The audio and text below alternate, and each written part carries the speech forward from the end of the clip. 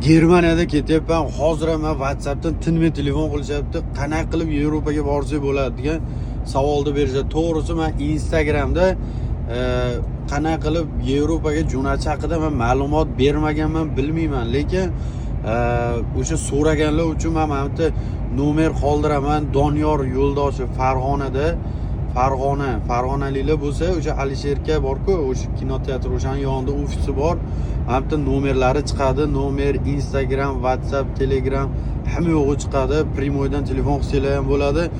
Yevropada qanaqadir ishlari bo'ladi-yu, masalan, nesudimiz jo'natish kerak bo'ladi.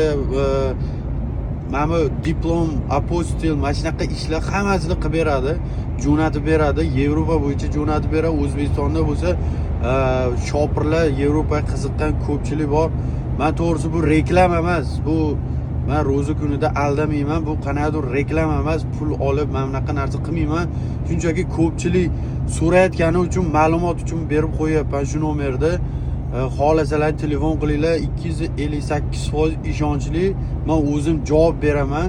Bu pul olib aldab bunaqa narsa yo'q.